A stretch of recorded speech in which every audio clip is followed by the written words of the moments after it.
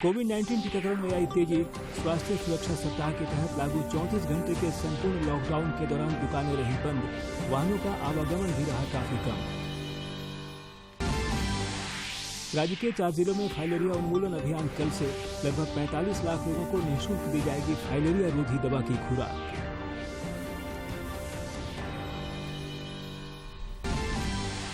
और Tokyo Olympic में भारत की स्टार खिलाड़ी मैरी कॉम, पीवी सिंधु और मनिका बत्रा ने अपने अपने मुकाबले जीते, पहुंचे अगले दौर में।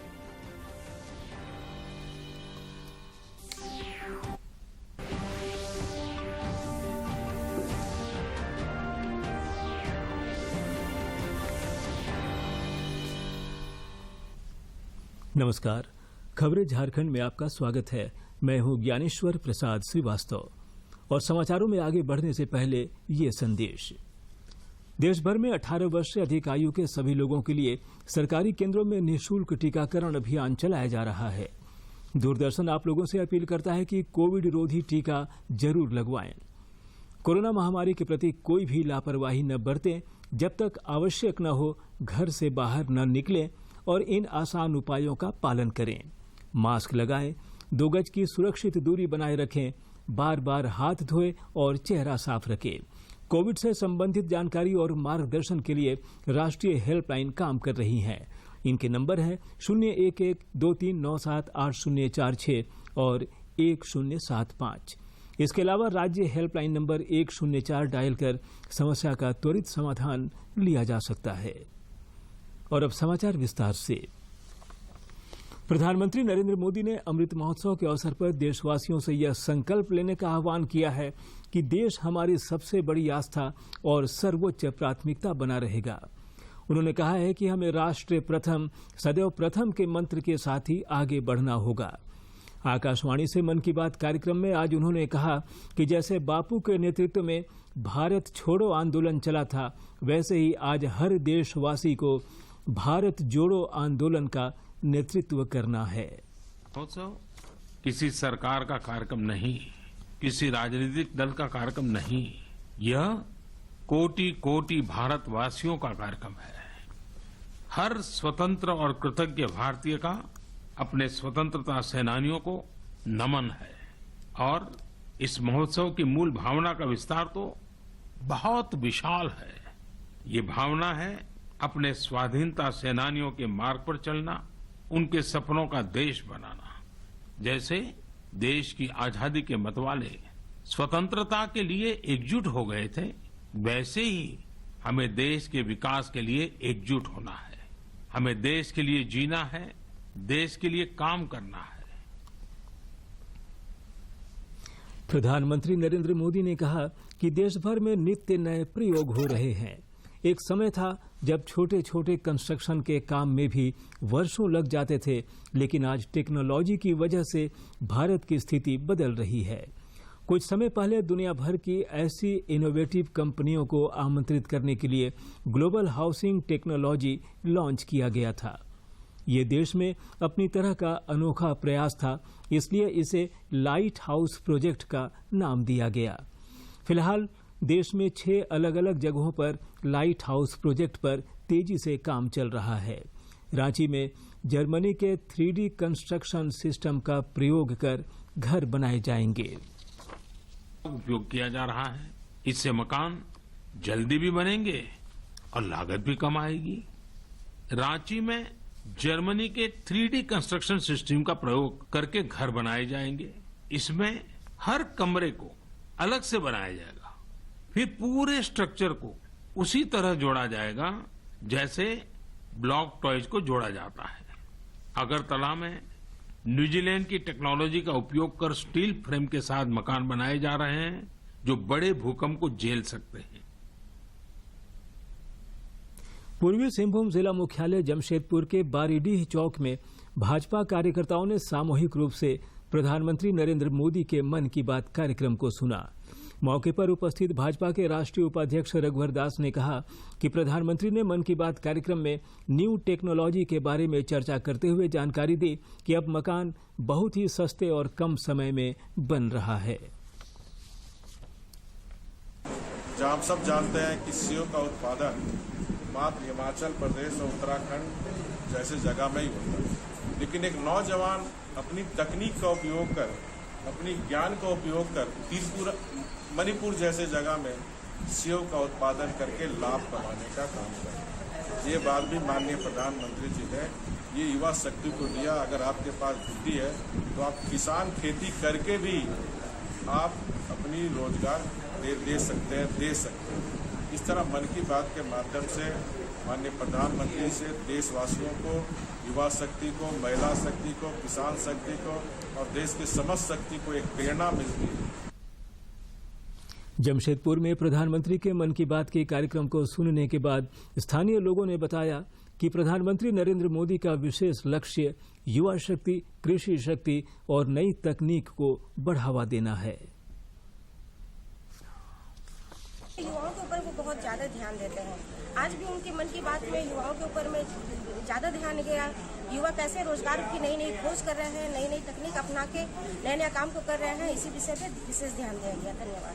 ज़्यादा जोर दिया है और उन्होंने कुछ महिला का उदाहरण देकर भी बताया जो कि आज मणिपुर में सेव की खेती करके काफ़ी पैसा कमा रहे हैं और अपने पैरों पे खड़े हुए। इससे ये पूरे भारत की महिलाओं के लिए प्रेरणा का।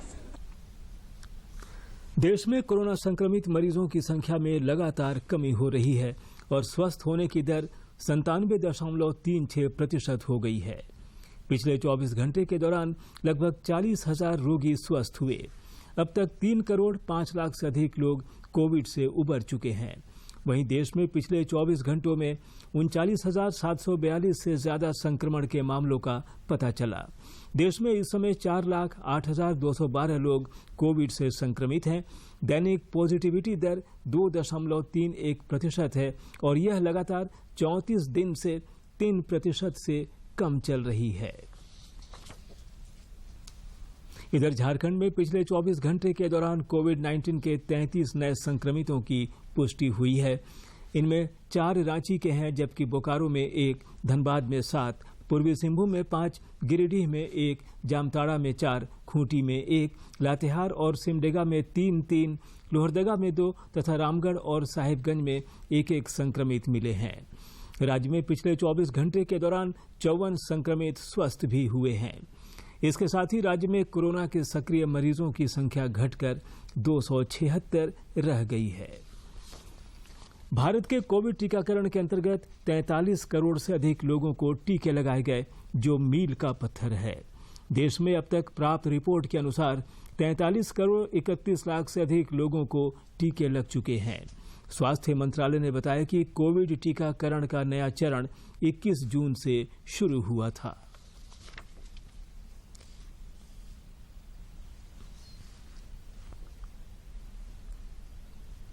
इधर झारखंड में टीकाकरण अभियान तेज गति से चल रहा है।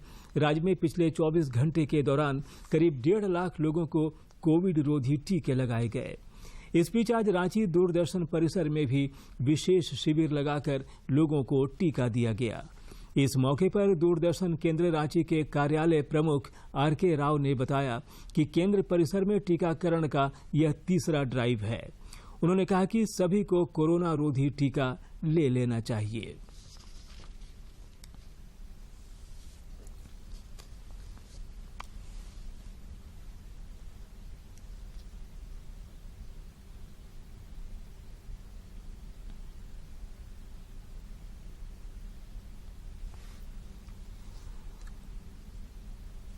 उपलक्ष्य में हम लोगों दूरदर्शन के द्वारा कोशिश की गई और हम लोगों ने चाहा कि जितने भी हमारा स्टाफ, उसका परिवार, आकस्मिक कर्मचारी हैं, सारे का सारे वैक्सीनेशन डबल डोज किसी तरह लग जाए।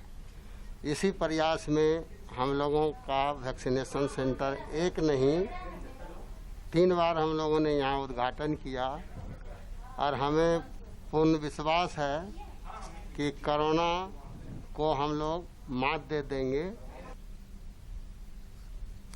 झारखंड में स्वास्थ्य सुरक्षा सप्ताह के तहत आज सप्ताहांत संपूर्ण लॉकडाउन के दौरान दुकानें बंद रहीं और वाहनों का परिचालन भी आम दिनों की अपेक्षा कम रहा। संपूर्ण लॉकडाउन कल सवेरे 6 बजे तक प्रभावी रहेगा। इस दौरान स्वास्थ्य सेवा, मिल्क बूथ और पेट्रोल पंप समेत आवश्यक सेवाओं को छूट दी गई है। वहीं बसों के परिचालन पर कोई रोक नहीं है। लोग टिकट के साथ बस, रेल और हवाई जहाज से सफर कर सकते हैं। राज्य सरकार ने कोरोना संक्रमण को पूरी तरह से रोकने के लिए आम लोगों से अपील की है कि संपूर्ण लॉकडाउन के दौरान बेवजह घर से नहीं निकले। राजधानी रांची में लॉकडाउन को देखते हुए प्रशासन की ओर से दंडाधिकारी और पुलिस बलों की तैनाती की गई है। फाइलेरिया उन्मूलन अभियान के अंतर्गत राज्य के 4 जिले सरायकेला खरसावां, लातेहार, पलामू और जामताड़ा में पहली बार मास ड्रग एडमिनिस्ट्रेशन MDM कार्यक्रम का कल से 30 जुलाई तक आयोजन किया जाएगा। इस दौरान चारों जिलों में लगभग 45,95,000 लक्षित आबादी को निःशुल्क फाइलेरिया रोधी दवा खिलाई जाएगी। पहले 3 दिनों तक निर्धारित बूथों, सभी सदर अस्पतालों, सामुदायिक स्वास्थ्य केंद्र, प्राथमिक स्वास्थ्य केंद्र, स्वास्थ्य उप केंद्र, वार्ड कार्यालय और आंगनबाड़ी केंद्रों में लोगों को दवा खिलाई जाएगी। छूटे हुए लोगों को शेष दिनों में घर घर जाकर स्वास्थ्य कर्मियों और प्रशासकों द्वारा दवा खिलाई जाएगी। 1 से 19 आयु वर्ग की आबादी को कृमि मुक्ति के लिए भी दवा खिलाई जाएगी। प्रधानमंत्री नरेंद्र मोदी ने आज मन की बात में टोक्यो ओलंपिक में देश का प्रतिनिधित्व कर रहे खिलाड़ियों का भी जिक्र किया। उन्होंने कहा कि ये खिलाड़ी जीवन की अनेक चुनौतियों को पार करते हुए यहां पहुंचे हैं। आज उनके पास आपके प्यार और सपोर्ट की ताकत है।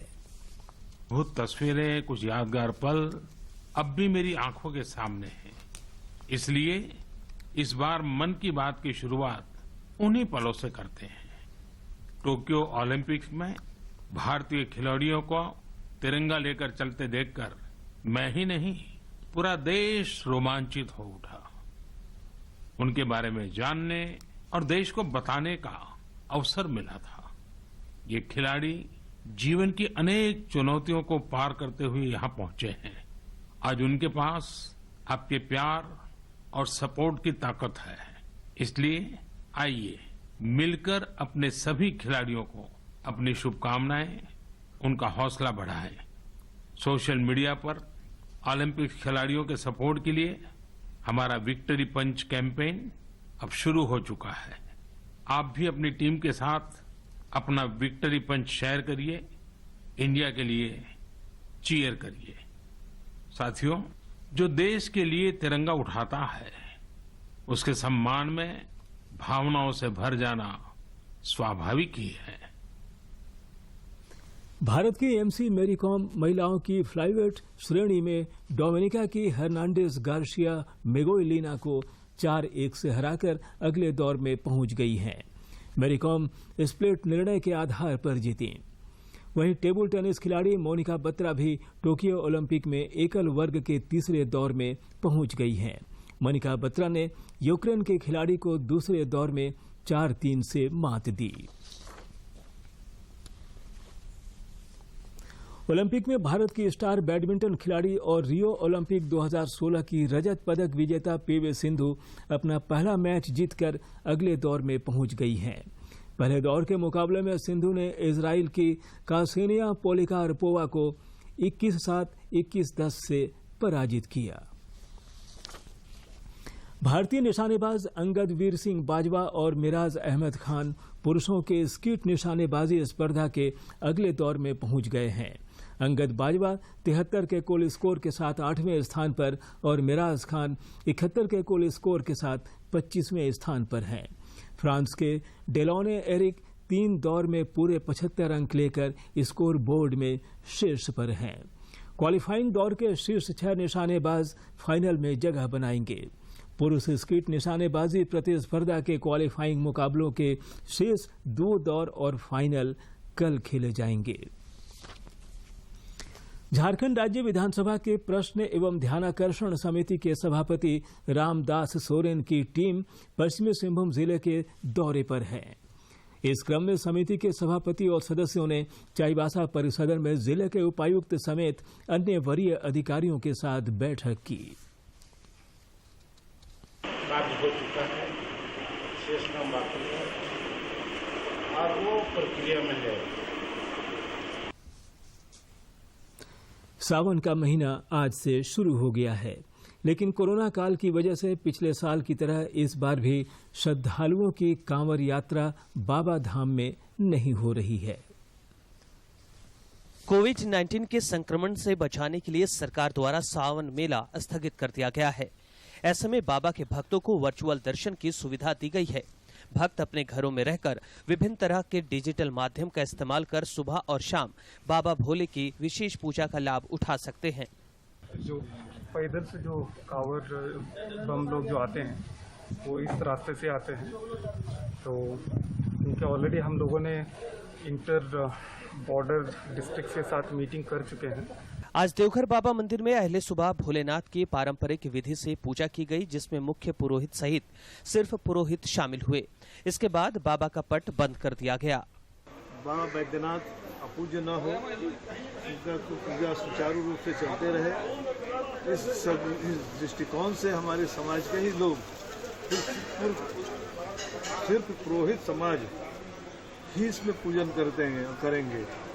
बिहार, झारखंड सहित देश के कोने कोने से भक्त यहां पहुंचते थे, लेकिन इनका आगमन देवघर शहर हो, इसके लिए देवघर जिला प्रशासन ने झारखंड के सभी सीमाओं को सील कर दिया है और यहां पर पुलिस पदाधिकारी, दंडाधिकारी और पुलिस बलों की प्रतिनियुक्ति कर दी गई है। उनको सारा जानकारी है, पीआरडी के द्वारा भी हम लोगों ने सूचना दे चुके हैं। फिर भी इनकेस अगर अनजाने में कोई आ भी जाते हैं तो उनको यहाँ के जो भी फोर्स मैजिस्ट्रेट है वो अच्छे से उनको बता के वापस भेज दिया जाएगा। इस बार सावन विशेष संयोग लेकर आया है। महीने में 4 सोमवारी है, जिसे काफी फलदायक माना जा रहा है। सरकार और जिला प्रशासन की ओर से झारखंड सरकार की वेबसाइट पर इसका सुबह और शाम लाइव प्रसारण किया जा रहा है। भक्तों से अपील की जा रही है कि वह इसी वर्चुअल दर्शन के माध्यम से भोलेनाथ के घर पर रहकर आराधना करें। अखिल भारतीय संस्कृत भारती के 10 दिवसीय सरल संस्कृत संभाषण प्रशिक्षण का समापन हो गया। संस्कृत भाषा के ऑनलाइन प्रशिक्षण कार्यक्रम में विश्व के 24 देशों ने हिस्सा लिया। कार्यक्रम में झारखंड के सभी जिलों से सैकड़ों प्रतिभागी गूगल मीट के माध्यम से शामिल हुए। इसमें रामगढ़ की भूमिका अहम रही। संस्कृत भाषा को जनभाषा बनाते हुए भारतीय संस्कृति का विश्व में प्रचार प्रसार करने के उद्देश्य से अखिल भारतीय संस्कृत भारती सरल संस्कृत संभाषण प्रशिक्षण कार्यक्रम का आयोजन किया गया। 10 दिवसीय प्रशिक्षण कार्यक्रम में विश्व के 24 देशों ने हिस्सा लिया।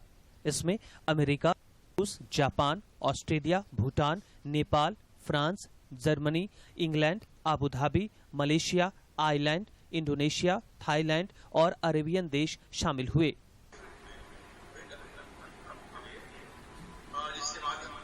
कार्यक्रम के उद्घाटन और समापन में मुख्य रूप से शामिल विधायक एवं पूर्व मंत्री सरयू राय ने कहा कि संस्कृत भाषा में जो निहित ज्ञान है वो ज्ञान भारत के रग रग में बसा है। संस्कृत भाषा के ज्ञान को जानकर समाज में व्याप्त सभी समस्याओं का समाधान किया जा सकता है। संस्कृत भाषा से आचार विचार शुद्ध होता है और नैतिकता का पोषण होता है।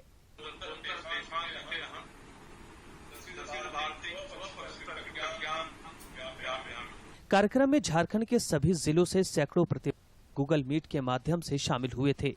प्रशिक्षण में मुख्य रूप से अवनिंद्र सिंह गंगवार, प्राचार्य डीपीएस बोकारो, राष्ट्रीय अध्यक्ष डॉक्टर गोप बंधु मिश्र, कुलपति सोमनाथ संस्कृत विश्वविद्यालय, स्वामी दिव्य देव, वरीय प्रबंधक आचार्य कुलम रांची के साथ विश्व के 24 देशों में रहने वाले भारत के कई प्रतिष्ठित लोगों ने भी हिस्सा लिया।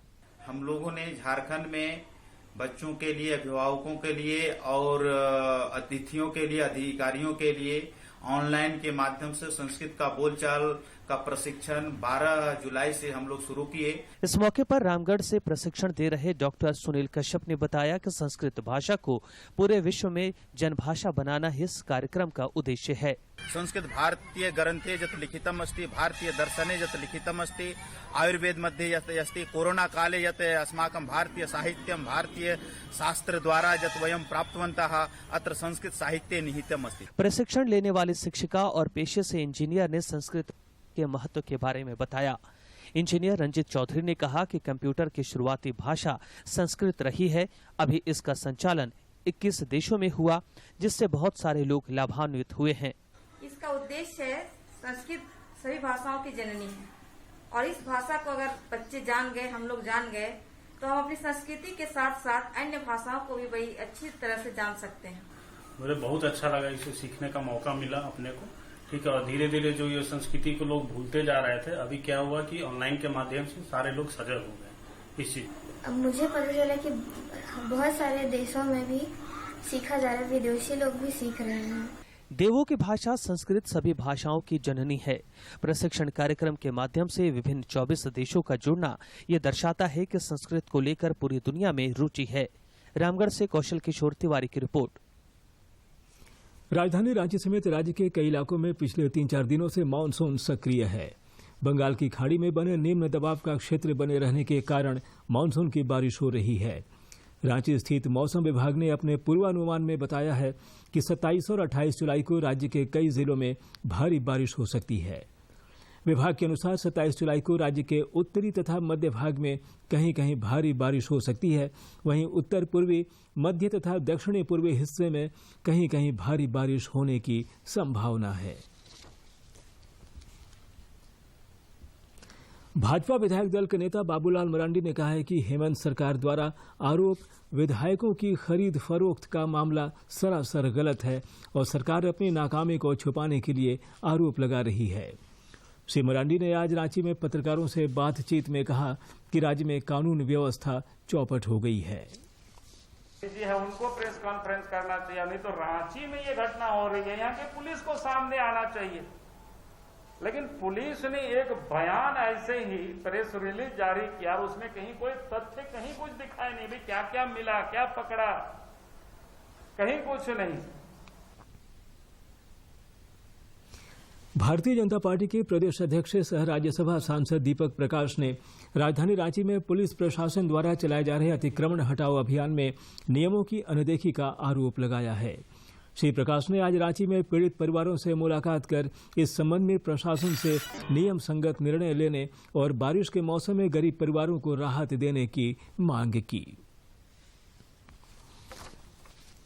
अंतर्राष्ट्रीय मैथिली परिषद की एक वेब गोष्ठी मिथिला की वर्तमान समस्या पर डॉक्टर धनाकर ठाकुर की अध्यक्षता में हुई।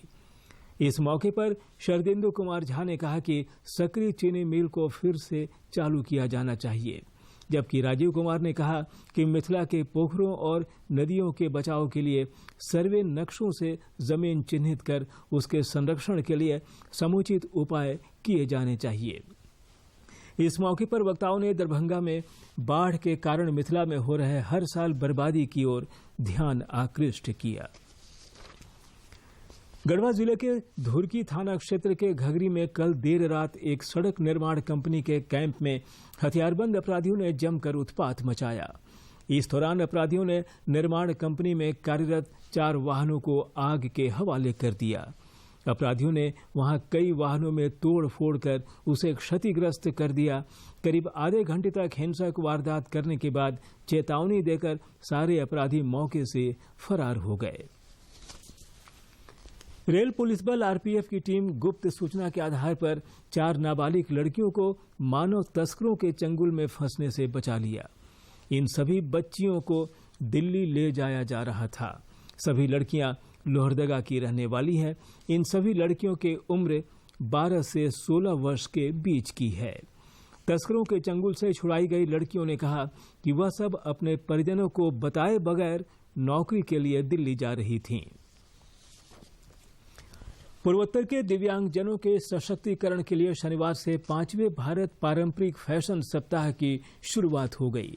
कार्यक्रम का उद्घाटन केंद्रीय मंत्री वीरेंद्र कुमार ने किया तथा कार्यक्रम का उद्देश्य दिव्यांगों को सशक्त करना है।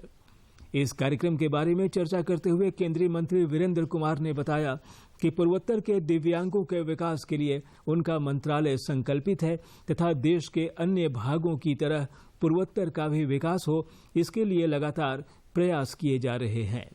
इस आयोजन में पूर्वोत्तर के सभी राज्य भाग ले रहे हैं। कार्यक्रम में 3000 लोगों के भाग लेने की उम्मीद है, जबकि 300 के करीब दिव्यांगजनों ने इस कार्यक्रम के लिए पंजीकृत किया है। कार्यक्रम में 50 दिव्यांग कारीगर और कौशल प्रशिक्षित नियुक्त किए गए हैं। सबको सरकारी नौकरी नहीं मिल सकती है, लेकिन सरकारी मदद से सबको रोजगार जरूर मिल सकता है। इसको पूरी तरह हकीकत बनाया है गिरिडीह की दर्जनों महिलाओं ने, जो आज सरकारी मदद से अपने पैरों पर खड़ी हो रही हैं।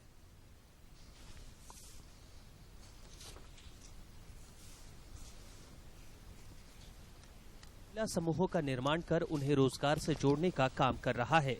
गिरिडीह जिले के गांडे प्रखंड की महिलाएं आज समूह बनाकर सैनिटरी नैपकिन पैड का उत्पादन कर रही हैं। समूह की अध्यक्ष बबीता देवी कहती हैं कि कोरोना काल में नैपकिन निर्माण से महिलाओं को बहुत आर्थिक मदद मिली। हम लोग का मानदेय 8,000 लगभग है। इसका हमको बहुत फायदा हुआ। इस काम में जुड़ी अन्य महिलाओं का कहना है कि उनके पास रोजगार का कोई उपाय नहीं था। घर चलाना मुश्किल हो रहा था, लेकिन आज वो समूह से जुड़कर 7 से 8,000 रुपए महीने कमा रही हैं और घर परिवार अच्छे से चला रही हैं।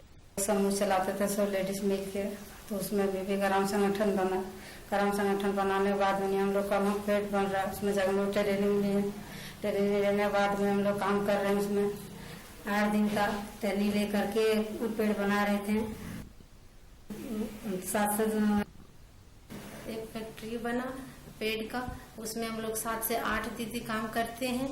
उस इनकम हम लोग का 7 से 8,000 रुपया है। और फैक्ट्री है, उसी के माध्यम से होता है। सैनिटरी पैड का निर्माण कर गिरिडीह की महिलाएं आर्थिक रूप से सशक्त हो रही हैं और दूसरों के लिए प्रेरणा स्रोत भी बन रही हैं। गिरिडीह से रमेश प्रभाकर की रिपोर्ट। दूरदर्शन झारखंड पर पल पल की खबरों से जुड़े रहने के लिए आप हमारे social media platform Twitter, Facebook और यूट्यूब से जुड़ सकते हैं, क्योंकि खबरों से जितना बाखबर रहना जरूरी है, उससे ज्यादा जरूरी है सटीक, संतुलित और निष्पक्ष समाचार। हमारा ट्विटर हैंडल और फेसबुक पेज है डीडी न्यूज झारखंड। आप हमें YouTube channel Jharkhand DD news पर भी देख और सुन सकते हैं। और अब अंत में मुख्य समाचार एक बार फिर। प्रधानमंत्री नरेंद्र मोदी ने मन की बात कार्यक्रम में देशवासियों से साझा किए अपने विचार। कहा, राष्ट्र प्रथम, सदैव प्रथम के मंत्र के साथ ही आगे बढ़ना होगा। कोविड-19 टीकाकरण में आई तेजी।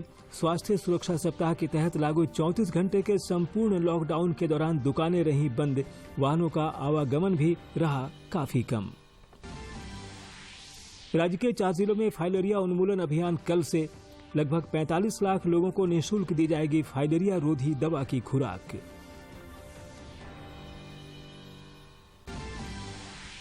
और टोक्यो ओलंपिक में भारत की स्टार खिलाड़ी मैरी कॉम, पीवी सिंधु और मनिका बत्रा ने अपने अपने मुकाबले जीते, पहुंचे अगले दौर में।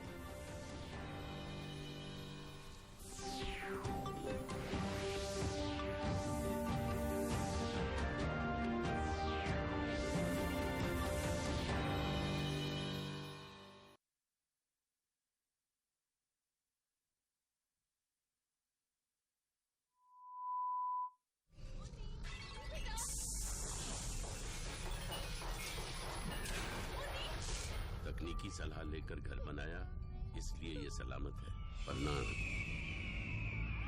आज ही अपना भूकंप जोन जानिए और किसी स्ट्रक्चरल इंजीनियर से सलाह लीजिए। भूकंप में घर सुरक्षित तो आप सुरक्षित। आपके हित में तत्पर एनडीएमए।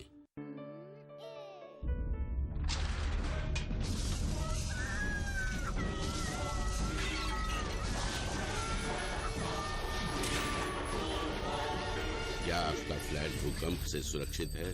नया फ्लैट खरीदते वक्त किसी स्ट्रक्चरल इंजीनियर से सलाह लें। क्या यहाँ सॉइल टेस्टिंग किया गया है? क्या घर नेशनल बिल्डिंग कोड के मुताबिक बना है? याद रहे, घर सुरक्षित तो आप सुरक्षित। आपके हित में तत्पर एनडीएमए।